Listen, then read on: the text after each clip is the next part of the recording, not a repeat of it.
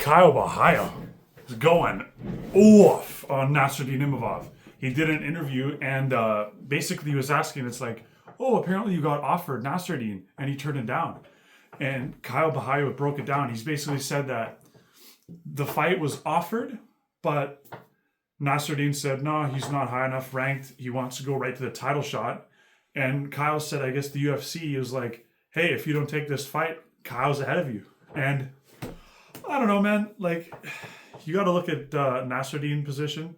He's number one ranked in the UFC right now. He's literally right there for a title shot. Just beat a legend, Adesanya. You know, Adesanya hasn't been looking great lately, you know, and we're at the point where we got to start weighing up, like, how much is a Adesanya win worth these days? Because, you know, he's 0-3 in his last three. But still, I think it's enough for him to get a title shot. But at the same time, we don't know when Khamzat and Dricus is going to fight.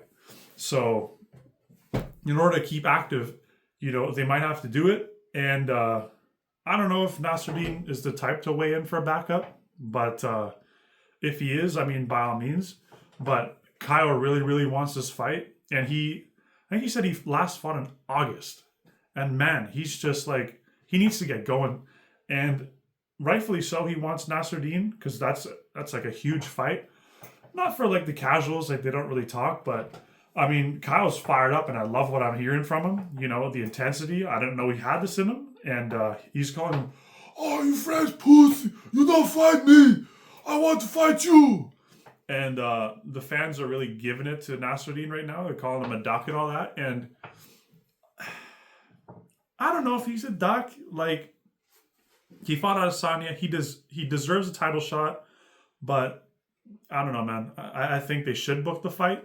But put it on the card with Strickland and, or not Strickland, Dricus and Khamzat. So that, hey, worst case scenario, one of them pulls out. Boom. You bring Nassourdine up because he's high ranked. But no, that'd be a great fight. I think they're really, really, really, like, I think they're the top of the middleweight division right now. I think they're the new generation. And looking, if Caio Borralho doesn't get this fight, I think he said Whitaker doesn't want it. Adesanya, no one knows when he's coming back. He's probably going to want to come back later on in the year. Chimaev's getting the title shot. I mean, honestly, if he doesn't get the Imavov fight, call out Strickland and get that on the same card as Khamzat. Because that's the thing. If they pull out, Strickland, sure as fuck's not getting the title shot. And Kyle will jump right ahead into a title shot. And from what it sounds like, the UFC is in highly favored of Kyle, which doesn't really make any sense because he's been sitting on the bench for no reason. I don't know why he's not getting the fights he deserves, but, you know, I love the intensity. Kyle, keep going at it, man. You know, you're going to get one eventually. But, yeah, I think if he doesn't get Nassourdine, start lighting up Strickland. Start lighting him up. Get that going, you know, build it up because I think the fans really, really want to see Strickland lose, and I think he has the style to get Strickland out of there. I think Kyle really needs a breakup performance to get a title shot. I don't think he's there yet, personally. And if he fought Strickland, I'd favor him 100%. If he fought Nassourdine, I think Nassourdine's going to get him, honestly. Just because I think he's taller, I think he's bigger. I think we've seen him with the power to take out Adesanya and that precision, that timing. You know, you got to be really, really, really, really, really on your P's and Q's to get Adesanya out of there, striking wise. Because, you know, obviously Adesanya has a real weakness on the ground, but I don't know. I just think Imavov's next up. I think he's a nightmare for both Dricus and Khamzat, honestly. I think either way, he's going to be ready and he's going to give them a hell of a 5 rounds if he doesn't get them out of there. A hell of a fight. And yeah, other than that, I think my final thoughts on the UFC 314. What do we got here? I seen Volk. I was right. The guy looks like a skeleton, like fucking eyes sunk in the back of his head. Like, does not look good. I think I'm going to change my prediction. I think Diego's going to get him out there in the first round. I think he's just going to walk through him. Volk's a great guy. I love him. But no, I think Father Time's passed him up. And I think that weight cut's a nightmare.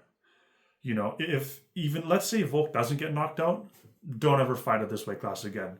You know, you're at the tail end of your career, like the very, very tail end of your career. Fight at 55, get someone with not nuclear power, if you get out of this without getting knocked out. But man, I think Diego walks right through him. Chandler versus Pimblett, my back of my head, really, really saying Chandler knocks him out. But I got to go with my boy Patty.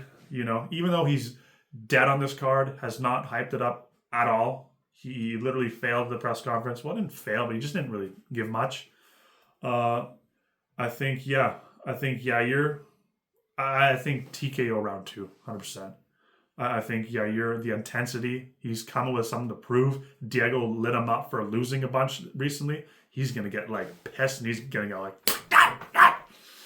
and then Gene Silva.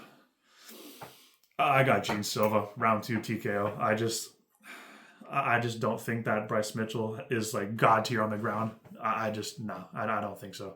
I think Gene Silva gets him out of there. And final thoughts. I haven't changed my picks, but I think Diego gets him out of there in round 1 instead of round 2. I really hate the look of Volk on those scales, man. It does not look good. But enjoy the fights. I'll be reacting to them tomorrow. Thanks for watching. Like and subscribe, and we'll be back soon.